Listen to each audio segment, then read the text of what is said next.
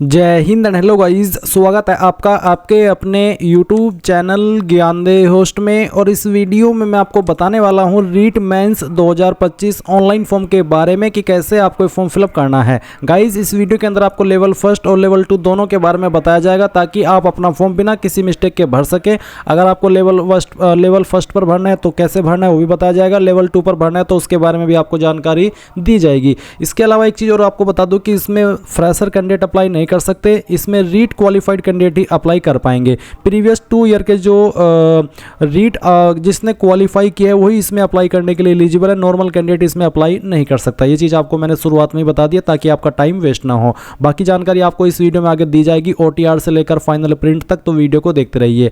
अगर आपने अभी तक वीडियो को लाइक शेयर नहीं किया हो तो कर दे और चैनल को सब्सक्राइब करके बेल आइकन ऑन कर ले। फिर जो लिंक वीडियो को डिस्क्रिप्शन में दिया है आप ओपन करेंगे तो जानने को मिलेगा कि ये भर्ती 7,759 पोस्ट पर निकाली है। फॉर्म आप इसके 6 दिसंबर 2025 तक भर पाएंगे। फीस की इन्फॉर्मेशन यहाँ पर दी गई है। बेसिकली मैं आपको बता दूं कि अगर आपने OTR करके कोई भी फॉर्म भर लिया है और OTR करने के बाद में फीस पे कर दी थी तो अब आप यहाँ पर जो भी फॉर्म भरेंगे वो आप फ्री में अप्लाई कर पाएंगे, उसमें आपको बार बार पे करने की आवश्यकता नहीं पड़ेगी। सैलरी आप देख सकते हैं, एज लिमिट यहाँ पर आपको दी गई है, कौन से लेवल पर किस सब्जेक्ट में जनरल में कितनी वैकेंसी और वैसे में कितनी है वो जानकारी आपको दी गई है। लेवल 2 पर कितनी वैकेंसी है, अप्लाई करने के लेवल फर्स्ट पर क्या क्वालिफिकेशन चाहिए और लेवल 2 पर क्या चाहिए वो भी आप यहाँ पर देख सकते हैं। बहुत ही अच्छे से जानकारी आपको यहाँ पर दी गई है। इसके बाद आप यहाँ पर नीचे की तरफ सिलेक्शन प्रोसेस देखेंगे।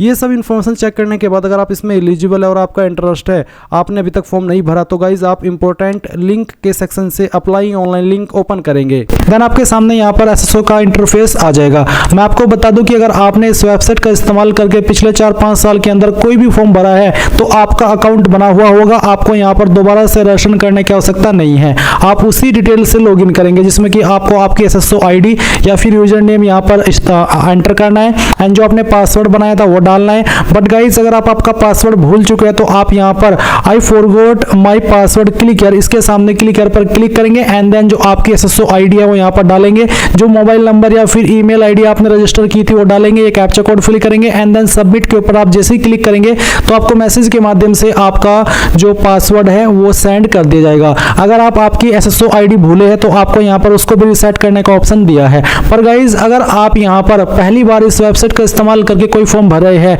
तो आपको रजिस्ट्रेशन करना होगा। इसके लिए आप यहाँ पर रजिस्ट्रेशन के ऊपर क्लिक करेंगे, फिर आपको यहाँ पर सेलेक्ट करना है कि आप इनमें से किस माध्यम से लॉगिन होना चाहते हैं। तो यहाँ पर आपको जन आधार का भी ऑप्शन दिया है और गूगल का भी ऑप्शन है, तो आप यहाँ पर गूगल सेलेक्ट कर लीजिएगा। गूगल सेलेक्ट करने के बाद में आपको आपकी ईमेल ID का यहाँ पर इस्तेमाल करना है। कोई भी ईमेल ID आप यहाँ पर डालिए एंड देन नेक्स्ट के ऊपर क्लिक कीजिए। अब गाइज यहाँ पर आपके सामने कुछ ऐसा इंटरफेस आएगा जैसे ही आप अपनी ईमेल ID एंड उसका पासवर्ड डाल करके लॉगिन कर लेंगे। अब आपको यहाँ पर आपकी SSO ID बना लेनी है। आप अपनी ईमेल ID के अकॉर्डिंग जो SSO ID फैच की गई है अगर यही रखना चाहते तो ये भी रख सकते हैं, अगर आपको इसमें कोई बदलाव करना है तो वो भी आप कर सकते हैं। फिर आपको एक पासवर्ड बनाना है नया, और आपका एक पासवर्ड कैसा होगा वो आप देख लीजिए। पासवर्ड के अंदर इंग्लिश का कैपिटल लेटर कम से कम 1, स्मॉल लेटर कम से कम 1, ज़्यादा कितने भी हो सकते हैं, स्पेशल कैरेक्टर और साथ ही डिजिट का आपको इस्तेमाल करना है। तो कुछ इस तरह का पासवर्ड बनाने के बाद में उसको दोबारा डालेंगे, वेरीफाई कर देंगे, अपना मोबाइल नंबर डालेंगे जो कि आप रजिस्टर करना चाहते हैं और यहाँ पर ईमेल आपकी ऑलरेडी दी गई है।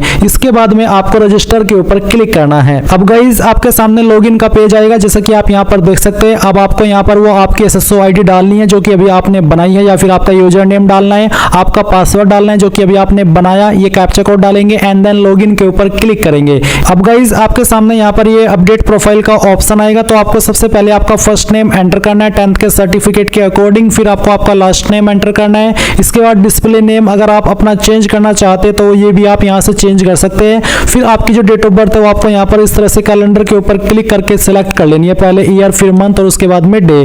देन गाइज यहाँ पर जेंडर आपको सेलेक्ट करना है। अगर आप यहाँ पर नंबर ऐड करना चाहते हैं, आपने नहीं किया तो आप यहाँ पर इसके सेक्शन के ऊपर क्लिक करके अपना नंबर डालेंगे, सेंड OTP पर क्लिक करेंगे तो OTP जाएगा, वो OTP यहाँ पर डाल करके वेरीफाई करना है। ईमेल ID भी आप यहाँ पर ऐड कर सकते हैं या फिर चेंज कर सकते हैं। इसके अलावा आपको यहाँ पर पोस्टल एड्रेस में जो आपका प्रेजेंट एड्रेस है वो फिल करना है और फिर जो आपका पोस्टल कोड है वो भी आपको यहाँ पर डाल देना है। पोस्टल कोड यानी कि जो आपका पिन कोड लगता है वो पिन कोड आप यहाँ पर लिखेंगे। सिटी डिस्ट्रिक्ट कौन सी है वो भी आपको यहाँ पर अपनी एंटर कर देनी है एंड इसके बाद में गाइस आपकी जो स्टेट है वो भी आपको यहाँ पर सेलेक्ट कर लेनी है। फिर अगर आपकी बहामासा आईडी है तो वो आप यहाँ पर डाल देंगे, अगर नहीं है तो आप इसको ऐसे ही छोड़ दें। जन आधार आईडी है तो वो यहाँ पर डाल देंगे, एडिट के ऊपर क्लिक करके, नहीं तो आप इसको ऐसे ही छोड़ देंगे। एंड उसके बाद में अगर आपका आधार आईडी है तो आप यहाँ पर डालेंगे, कोई ओल्ड एसएसओ आईडी है तो आप यहाँ पर दे देंगे। एंड उसके बाद में इन सभी जानकारी को चेक करते हुए आप अपडेट के ऊपर क्लिक करेंगे। गाइज जैसे ही आप आपकी प्रोफाइल की इंफॉर्मेशन फिल कर लेंगे या फिर उसको अपडेट कर लेंगे तो आप यहाँ पर जो रिसेंट ऐप्स है जो कि एसएसओ के सभी सुविधा है वो यहाँ पर आपको देखने को मिलेंगे। आपको क्या करना है, आपको यहाँ पर इसमें सर्च कर लेना है, क्विक सर्च के अंदर REC। जब आप इतना लिखेंगे तो आपको यहाँ पर रिक्रूटमेंट पोर्टल देखने को मिलेगा। तो आप ये जो रिक्रूटमेंट पोर्टल देख पा रहे हैं आप इसके ऊपर क्लिक करेंगे।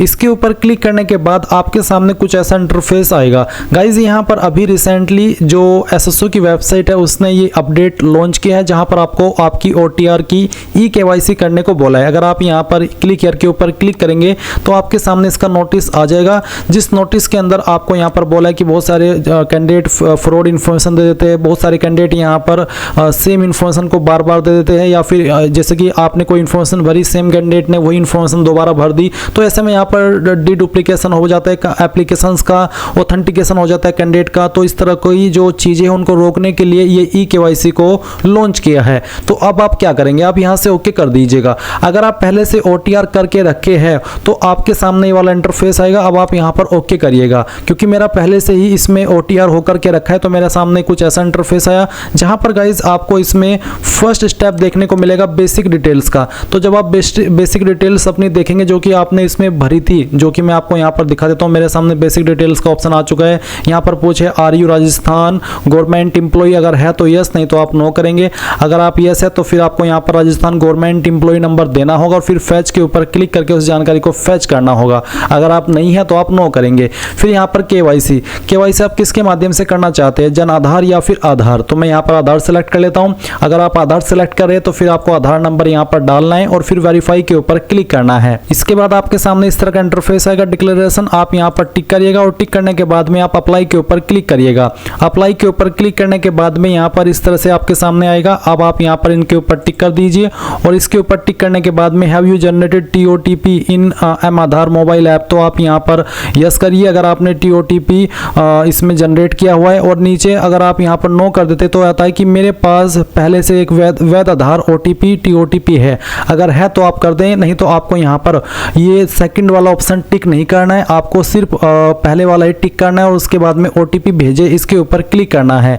इसके ऊपर क्लिक करने के बाद में गाइज यहाँ पर जो आपने आधार कार्ड के साथ में मोबाइल नंबर रजिस्टर किया हुआ है उसके ऊपर एक OTP सेंड किया जाएगा। वो OTP आप यहाँ पर डालेंगे और प्रमाणीकरण करें इसके ऊपर क्लिक करेंगे। गाइज जैसे ही आपका OTP वेरीफाई होगा तो आपके सामने इसी प्रकार का इंटरफेस आएगा जैसे कि आप वीडियो में देख सकते हैं। अब आप यहाँ पर आपके स्टेप 2 पर आ चुके हैं। इसमें आपको जो आपकी इंफॉर्मेशन आपने OTR के अंदर फिल करी थी वो इंफॉर्मेशन आपकी यहाँ पर फैच की जाएगी। अगर आपने OTR के अंदर अलग जानकारी भरी हुई है और आधार के साथ में आपकी अलग इंफॉर्मेशन है तो आप यहाँ पर अपडेट OTR के ऊपर क्लिक करके उसको अपडेट करेंगे। तो यहाँ पर गाइज मैंने अपनी इंफॉर्मेशन आधार के अकॉर्डिंग कर ली है और इसके बाद में आप यहाँ पर नीचे इंस्ट्रक्शंस देखेंगे। यहाँ पर आपको लाइव फोटो, आपको आपका लाइव फोटो अपलोड कर देना है। मैंने पहले से लाइव फोटो अपलोड करके रखा है इसलिए यहाँ पर मेरा फोटो यहाँ पर आ रहा है। और साथ ही आप देखेंगे स्पाइसमैन में आपको क्या अपलोड करना है। मैं आपको यहाँ पर सैंपल हैंड रिटन स्पाइसमैन ये ओपन करके दिखाता हूँ। ये आपका सैंपल है, आपको उसको क्या करना है, डाउनलोड कर लेना है। और डाउनलोड करने के बाद में आपको प्रिंट करना है और प्रिंट करने के बाद में आपको यहाँ पर जो हिंदी प्रारूप है ये आपको यहाँ पर हिंदी में लिखना है। और जहाँ पर ये लिखा है मैं आवेदक का नाम में आपको आपका नाम लिखना है जो आपने फॉर्म के अंदर भरा है या फिर आप इसमें OTR के अंदर भरे हो। फिर पिता का नाम और जो आपका डेट ऑफ बर्थ है वो आप लिखेंगे। फिर उसके बाद में जो लाइन से हिंदी वाली है सेम लाइन आप यहाँ पर हिंदी में रिटर्न कर देंगे और यहाँ पर आप आपके सिग्नेचर कर देंगे। फिर सेम इन्फॉर्मेशन आपको इंग्लिश के अंदर रिटर्न करनी है अपने हैंड से और जहाँ पर आपको नाम लिखने को बोला है वहाँ पर नाम लिखना है और फादर नेम की जगह पर फादर नेम और डेट ऑफ बर्थ यहाँ पर भी लिखना है और फिर यहाँ पर भी लिखना है। उसके बाद सिग्नेचर करने हैं। यहाँ पर आपको आपकी SSO ID लिखनी है, आपका OTR नंबर लिखना है और जो आपका परमानेंट एड्रेस है वो भी यहाँ पर लिख देना है। उसके बाद आप इस फाइल को स्कैन करेंगे और फिर आप यहाँ पर इसको अपलोड कर देंगे हैंड रिटन स्पाइसमैन के अंदर, जिसका फॉर्मेट PDF का रखा है और साइज 550 KB से 200 KB के बीच में रहना चाहिए। अब अगर आपकी ये फाइल इमेज के अंदर है तो आप इसको PDF में कैसे बनाएंगे वो जान लीजिए। आप गूगल के अंदर आना और सर्च करना इमेज टू PDF। जैसे आप सर्च करेंगे ये पहली वेबसाइट आएगी, इसको इसको ओपन कर लेना। उसके बाद में सिलेक्ट जेपीजी इमेज के ऊपर क्लिक करके जो अभी आपने स्पाइसमैन स्कैन करके रखा है वो स्पाइसमैन आप सेलेक्ट कर लेंगे। डेमो के लिए मैं ये फाइल सेलेक्ट कर रहा हूँ। फिर यहाँ से ओपन करेंगे, कन्वर्ट टू पीडीएफ के ऊपर क्लिक करेंगे, ये फाइल आपकी पीडीएफ के अंदर कन्वर्ट होगी। अब आप डाउनलोड पीडीएफ के ऊपर क्लिक करके इसको डाउनलोड कर लेना। अब गाइज अगर आपका इसका साइज कम हो जाता है तो आप इसको कैसे करेंगे, अब बढ़ाएंगे वो जान लीजिए। आप गूगल के अंदर सर्च करना इंक्रीज, यहाँ पर आपको इंक्रीज पीडीएफ साइज, तो मैं यहाँ पर इंक्रीज पीडीएफ साइज सर्च करता हूँ। इसके बाद में यहाँ पर आप इंक्रीज पीडीएफ साइज की जो पहली वेबसाइट आएगी इसको ओपन कर लेना। उसके बाद में सिलेक्ट पीडीएफ के ऊपर क्लिक करना और जो आपकी पीडीएफ अभी आपने इमेज से पीडीएफ में बनाई है वो सिलेक्ट करना। उसके बाद में ओपन करना और अभी इसमें आपको जो साइज बोला है वो 50 से 200 KB के बीच में बोला है, तो चलिए मैं यहाँ पर इसको 100 KB कर लेता हूँ और फिर इंक्रीज पीडीएफ साइज इसके ऊपर क्लिक करता हूँ। इसके ऊपर क्लिक करने के बाद में ये फाइल का जो साइज है पीडीएफ का ये बढ़ेगा। जो आपने साइज अपनी मर्जी से यहाँ पर बनाया उस साइज में, तो आपको थोड़ा सा प्रोसेस होने देना है। मैं डाउनलोड के ऊपर क्लिक कर लेता हूँ क्योंकि ये हो चुकी है प्रोसेस। उसके बाद आप यहाँ पर आएंगे और जो फाइल आपने अभी पीडीएफ के अंदर कन्वर्ट की है वो फाइल यहाँ पर अपलोड कर देंगे। क्योंकि मैंने पहले से ही ये चीज़ें करके रखी है तो मेरी यहाँ पर लाइव फोटो भी अपलोड है, साथ ही साथ जो हैंडरिटन स्पाइसमैन है वो भी अपलोड है। अब आपको यहाँ पर आपका फुल सिग्नेचर इंग्लिश, आपको इंग्लिश के अंदर अपना सिग्नेचर अपलोड करना है जिसका साइज 20 से 50 KB के बीच में रखा है। फॉर्मेट जेपीईजी का रहना चाहिए। साथ ही साथ फुल सिग्नेचर हिंदी। गाइज जो आपका इंग्लिश का सिग्नेचर है वो कुछ भी हो सकता है। आप सिग्नेचर में जो भी आप सिग्नेचर अपना रखते हैं, सिग्नेचर का मतलब होता है कुछ भी। सिग्नेचर ऐसा नहीं है कि आपका नाम है तो आप अपना नाम ही सिग्नेचर में लिखते हैं। कुछ कैंडिडेट या फिर कुछ लोग ऐसे भी होते हैं कुछ भी वहाँ पर लिख देते हैं, वो एक साइन होता है। तो इंग्लिश वाला जो भी आपका साइन है वो आपको यहाँ पर साइन अपलोड करना है। उसके बाद में फुल सिग्नेचर इन हिंदी, तो जो हिंदी के अंदर आप अपलोड करेंगे उसमें आप आपका पूरा नाम हिंदी के अंदर लिख करके अपलोड करिएगा। इसका साइज भी 20 से 50 KB के बीच में रखा है। तो आप अपलोड के ऊपर क्लिक कीजिए और जहाँ पर भी आपका सिग्नेचर है वो सिग्नेचर की फाइल आप यहाँ पर सिलेक्ट करेंगे। तो चलिए मैं यहाँ पर इस फाइल को सिलेक्ट करता हूँ और फिर यहाँ से ओपन कर लेता हूँ। आपका सिग्नेचर इस तरह से आ जाएगा। उसके बाद आप यहाँ पर हिंदी वाला सिग्नेचर भी सिलेक्ट कर लेंगे और फिर आप सेव एंड नेक्स्ट के ऊपर क्लिक करेंगे। नाउ गाइज आपके सामने यहाँ पर स्टेप 3 आएगा पेमेंट का। तो आप यहाँ पर पेमेंट वाले सेक्शन पर आएंगे और जो आपने इन्फॉर्मेशन अभी अपनी OTR के अंदर भरी है वो इन्फॉर्मेशन आप यहाँ पर चेक करेंगे। सभी इन्फॉर्मेशन चेक करने के बाद में यहाँ पर आपको पेमेंट डिटेल्स देखने को मिलेगी। इसमें पेमेंट मोड ऑनलाइन, अमाउंट आप देख सकते हैं, ट्रांजैक्शन डेट मैंने पहले से ही पेमेंट करके रखा है क्योंकि मैंने आपको पहले ही बताया था कि SSO की वेबसाइट के ऊपर जब आप एक बार OTR कर लेते हैं और उसके बाद जब आप एक बार फीस पे कर देते हैं तो उसके बाद में जितने भी फॉर्म आप भरते हैं SSO की वेबसाइट के माध्यम से वो सभी आप लोग फ्री में अप्लाई कर पाते हैं। तो मेरा पेमेंट यहाँ पर ऑलरेडी रिसीव्ड है, आप देख सकते हैं ट्रांजैक्शन डेट यहाँ पर दी गई है।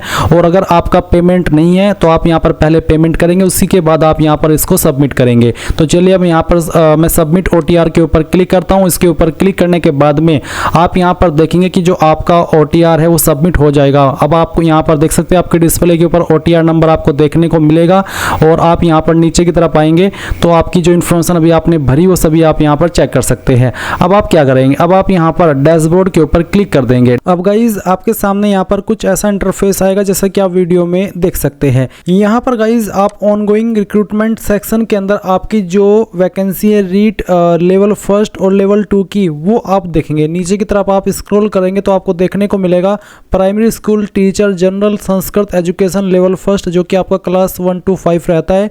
और नीचे आप देखेंगे upper primary school teacher Sanskrit education level 2 जो कि आपका क्लास 6 to 8 रहता है। तो आपको यहाँ पर सिलेक्ट करना है, डिसाइड करना है आपकी चॉइस के अकॉर्डिंग कि आपको किस लेवल पर अप्लाई करना है। मान लीजिए आपको लेवल 1 पर अप्लाई करना है तो आप यहाँ पर पहले वाले जो आपका लेवल 1 का वैकेंसी है इसके सामने अप्लाई नाउ पर क्लिक करेंगे। और गाइस अगर आपको दोनों लेवल पर अप्लाई करना है तो मैं आपको बता दूं कि आप यहाँ पर सेम प्रोसेस अगेन फॉलो करेंगे जो कि आप यहाँ पर किसी एक लेवल पर अप्लाई करने में कर रहे हैं। जैसे कि मैंने यहाँ पर एक लेवल सेलेक्ट किया तो मेरे सामने कुछ ऐसा इंटरफेस आया जहाँ पर गाइस मुझे फीस पे करने को बोला जा रहा है, जो कि यहाँ पर मेरे सामने पेनल्टी अमाउंट आ रहा है 750 रुपये, यानी कि एब्सेंट इन में आप यहाँ पर व्यू एब्सेंट डिटेल इसके ऊपर क्लिक करता हूँ तो यहाँ पर मेरे सामने कुछ ऐसा इंटरफेस है जहाँ पर बेसिकली मैंने कुछ एग्ज़ाम में अप्लाई किया था बट मैंने एग्ज़ाम नहीं दिया, मैं उसमें एब्सेंट रहा, इस वजह से मेरे सामने यहाँ पर एक पेनल्टी अमाउंट पे करने का ऑप्शन आ रहा है।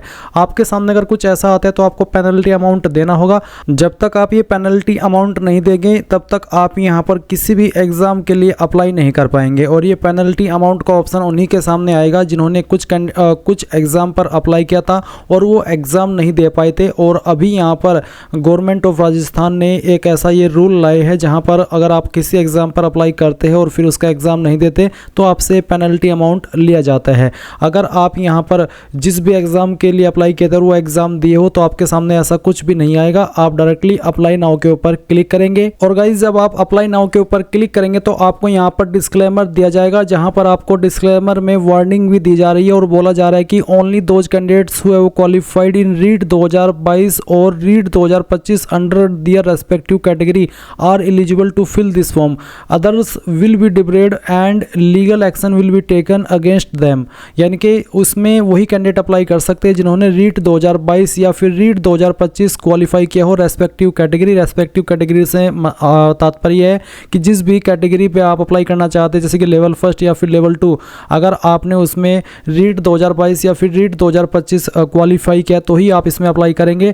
अगर आप इसमें रीट 2022 या रीट 2025 क्वालिफाई नहीं किए और अप्लाई कर रहे हैं तो आपको ब्लैकलिस्ट कर दिया जाएगा और आपके ऊपर लीगल एक्शन लिया जाएगा। तो आप यहाँ पर टिक करेंगे, I have read and understood the above warning and I confirm that I am eligible as per my category इन रीट 2022 और रीट 2025। तो आप यहाँ पर ओके कर देना। इसके बाद में आपके सामने यहाँ पर टीचर लेवल फर्स्ट संस्कृत और टीचर लेवल फर्स्ट जनरल, अगर आप लेवल फर्स्ट पर अप्लाई करें तो आपको लेवल फर्स्ट की यहाँ पर इस तरह से सब्जेक्ट देखने को मिलेंगे। अगर आप लेवल 2 पर कर रहे हैं तो आपको लेवल 2 के सब्जेक्ट देखने को मिलेंगे। तो आपको जिस पर भी अप्लाई करना है वही आप यहाँ पर सिलेक्ट कर लीजिए। इसके बाद में यहाँ पर OTR डाटा रिव्यू का ऑप्शन आएगा। अगर आप आपकी OTR की जानकारी रिव्यू करना चाहते हैं तो आप अपडेट के ऊपर क्लिक करके कर लेंगे, नहीं तो आप यहाँ पर प्रोसीड के ऊपर क्लिक करेंगे। अब आप यहाँ पर आपके सामने बेसिक डिटेल देखेंगे तो आपको रीट एग्जाम ईयर सेलेक्ट करना होगा कि आपने रीट एग्जाम 2022 में दिया था या क्वालिफाई किया था या फिर 2025 में, जिसमें भी किया था वही आप सिलेक्ट कर लेना। फिर आपका रीट एग्जाम रोल नंबर और फिर साथ ही रीट प्री मार्क्स भी आप यहाँ पर एंटर करेंगे। इसके बाद आप आपकी माताजी का नाम यहाँ पर डालेंगे। फिर यहाँ पर आएगी आपकी कास्ट कैटेगरी, तो आपको आपकी कास्ट कैटेगरी देखने को मिलेगी और साथ ही स्पेशली एबल्ड कैटेगरी। अगर आपकी इनमें से कोई विकलांग वाली कैटेगरी है तो सिलेक्ट कर लेना, नहीं तो आप नॉट एप्लीकेबल के ऊपर क्लिक करेंगे अगर आप विकलांग नहीं है। उसके बाद में यहाँ पर आपका रिलीजन क्या है वो आपको यहाँ पर सिलेक्ट कर लेना है। जो भी आपका रिलीजन है वो आप सिलेक्ट कर लेंगे। मैरिटल स्टेटस आपका क्या है वो आप यहाँ पर सिलेक्ट करेंगे। फिर गाइज अगर आपका मैरिटल स्टेटस अनमैरिड के अलावा कोई अन्य है तो आपको यहाँ पर 1/6/2002 से पहले और 1/6/2002 के बाद के जो बच्चों की संख्या वो देनी होगी। अगर आप अनमैरिड है तो आप इसमें तीनों में 00 लिख देना। फिर आपका व्हाट्सअप का मोबाइल नंबर। इसके बाद में आप यहाँ पर देखेंगे अप्लाइंग फॉर, तो आपसे सवाल पूछेगी क्या आप राजस्थान के अनुसूचित क्षेत्र से संबंधित है। अगर है तो यस, नहीं तो आप नो करेंगे। इसका आंसर भी आप ऑलरेडी कर चुके हैं क्योंकि ये OTR के समय आप जानकारी भर देते हैं। अब आपका कोरस्पोंडेंस एड्रेस आएगा यानी कि प्रेजेंट एड्रेस। तो जो भी प्रेजेंट एड्रेस हो आप यहाँ पर लाइन फर्स्ट और लाइन 2 और लाइन 3 यानी कि आपके एड्रेस का थोड़ा थोड़ा पार्ट आप तीनों लाइन के अंदर भर देना। फिर आपकी जो स्टेट है वो आप यहाँ पर सिलेक्ट कर लेंगे, जो भी आपकी स्टेट है। और स्टेट सेलेक्ट करने के बाद में आप यहाँ पर देखेंगे जिला, तो आपकी जो जिला है वो सिलेक्ट कर लेना। फिर आपके शहर या फिर जो आपके गांव है उसका नाम आप यहाँ पर देंगे, अपना पिन कोड डालेंगे और जो आपने इस सेक्शन के अंदर जानकारी भरी है वो सभी चेक करके नेक्स्ट के ऊपर क्लिक करेंगे। अब आपके सामने यहाँ पर पर्सनल डिटेल आएगी जहाँ पर आपको नेशनलिटी सेलेक्ट कर लेनी है। इसमें आप इंडियन सेलेक्ट कर लेंगे। फिर आपका जो होम स्टेट है वो आपको सिलेक्ट करना होगा। होम स्टेट मीन्स आपका गृह राज्य है, जो आपका परमानेंट स्टेट है वो आपको यहाँ पर सिलेक्ट कर लेना है। ये सिलेक्ट करने के बाद में आप यहाँ पर देखेंगे आपके सामने होम डिस्ट्रिक्ट का ऑप्शन। गाइज जिन कैंडिडेट का होम स्टेट राजस्थान है तो उनको यहाँ पर जो उनकी होम डिस्ट्रिक्ट है वो सभी डिस्ट्रिक्ट देखने को मिल जाएगी। अगर आपका जो होम स्टेट है वो राजस्थान के अलावा कोई अन्य है तो जब आप यहाँ पर आपका वो स्टेट सेलेक्ट करेंगे तो आपको यहाँ पर होम डिस्ट्रिक्ट में भी देखने को न मिले। उसके बाद में यहाँ पर सवाल आएगा कि क्या आप इंडिया के अंदर किसी अन्य कंट्री से सेटल हुए हैं। अगर हाँ तो यस, नहीं तो आप नो करेंगे। फिर आप यहाँ पर कुछ सवालों के आंसर करेंगे, जैसे कि आप क्या भूतपूर्व सैनिक है। अगर है तो यस, नहीं तो आप नो करेंगे। क्या आप एक आउटस्टैंडिंग स्पोर्ट्स पर्सन है। अगर हाँ तो यस, नहीं तो यहाँ पर भी आपको नो करना है। क्या आप मौजूदा राज्य सरकार के कर्मचारी जो कि परमानेंट ऐसे कैंडिडेट है तो यस कर दे, नहीं तो आपको नो करना है। फिर एनी एडिशनल एज रिलैक्सेशन, इन कैटेगरी के तहत अगर आप आयु सीमा में के अंदर अतिरिक्त छूट चाहते तो आपको बताना होगा कि आपकी इनमें से कौन सी कैटेगरी है, जैसे कि panchayat secretary, NCC cadet instructor, ex prisoner, अगर है तो सिलेक्ट कर ले, नहीं तो आप नॉट एप्लीकेबल के ऊपर क्लिक करेंगे और फिर नेक्स्ट के ऊपर क्लिक कर देंगे। अब आपके सामने यहाँ पर एजुकेशन क्वालिफिकेशन का सेक्शन आ चुका है, तो आप यहाँ पर पहले तो इस बॉक्स को टिक कर देना और फिर आप यहाँ पर सबसे पहले सेकेंडरी यानी कि 10वीं की इन्फॉर्मेशन फिल करेंगे। तो सब्जेक्ट ग्रुप में आप यहाँ पर ऑल जनरल सब्जेक्ट लिख देना, क्योंकि जनरली ये चीज़ इसके ऊपर एप्लीकेबल नहीं होती है, या फिर आप चाहे तो इस ऑप्शन में नॉट एप्लीकेबल भी लिख सकते हैं। उसके बाद में आपको बताना कि आपका एजुकेशन टाइप क्या था। Distance regular, distance means private और रेगुलर मीन्स रेगुलर होता है, ये जो आपने रेगुलर की हो। उसके बाद name of board, university, school, institute, इनमें से कोई एक चीज़ आप देंगे, चाहे बोर्ड का नाम चाहे स्कूल का नाम। तो मैं आपको सजेस्ट कर रहा हूँ कि आप यहाँ पर आपके बोर्ड का नाम दे दें, वैसे आप आपके स्कूल का नाम भी दे सकते हैं। फिर 10th का रोल नंबर डालेंगे। रिजल्ट आपका किसके अंदर था, CGPA, ग्रेड या परसेंटेज, जिसमें भी था वही सेलेक्ट कर लेंगे। अगर CGPA है तो CGPA सेलेक्ट करेंगे, अगर परसेंटेज है तो परसेंटेज। उसके बाद में किस साल के अंदर पास किया था वो साल आप यहाँ पर सेलेक्ट कर लेंगे, और आपकी परसेंटेज या फिर आपकी ग्रेड कितनी है वो आपको यहाँ पर एंटर करना है। तो मैंने परसेंटेज सेलेक्ट किया तो मैं परसेंटेज डाल दे रहा हूँ। उसके बाद आता है अपलोड डॉक्यूमेंट, जहाँ पर आपका जो डॉक्यूमेंट है उसका साइज 500 KB से कम रहना चाहिए, उससे ज़्यादा होगा तो अपलोड नहीं हो पाएगा। तो आपको यहाँ पर चूज फाइल के ऊपर क्लिक करना है और जहाँ पर भी आपकी फाइल है वो आपको यहाँ पर सिलेक्ट कर लेनी है और इस तरह से वो फाइल आ जाएगी। इसका फॉर्मेट आपको PDF का रखना है।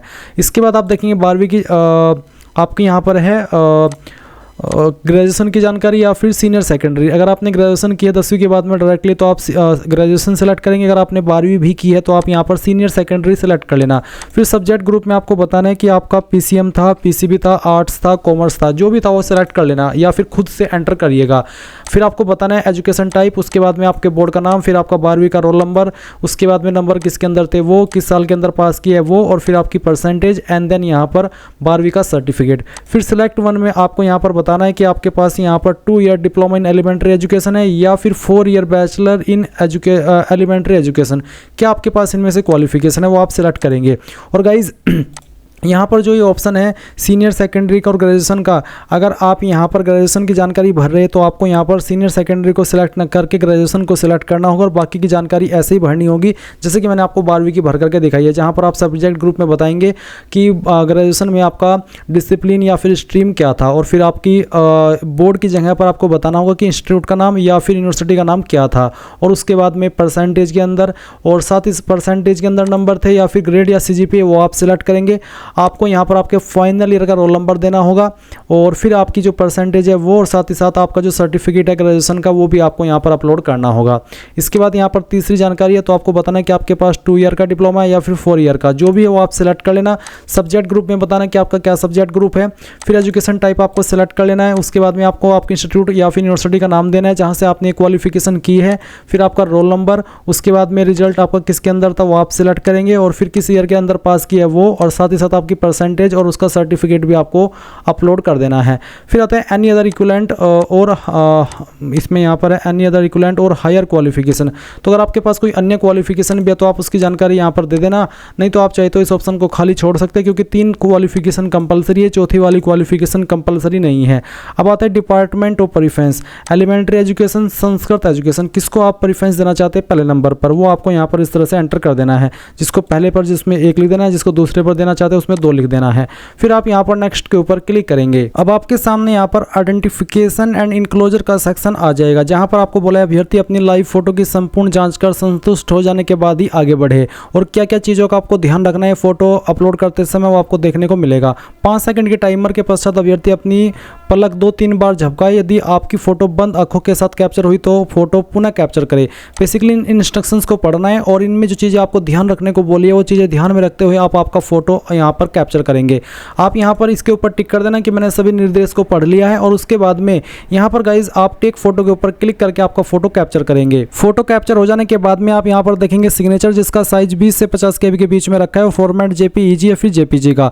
तो आप चूज फाइल के ऊपर क्लिक करेंगे और जहाँ पर भी आपका सिग्नेचर है जो कि आपको यहाँ पर दिए गए सिग्नेचर के दिए गए साइज के अंदर अपलोड करने को बोला है वो आप सिलेक्ट करेंगे, ओपन करेंगे, आपका सिग्नेचर आ जाएगा। फिर है विजिबल बॉडी मार्क, आपकी बॉडी के ऊपर ऐसा निशान जिससे आपकी बॉडी की पहचान होती है। ये निशान आपकी बॉडी के ऊपर कहीं पर भी हो सकता है।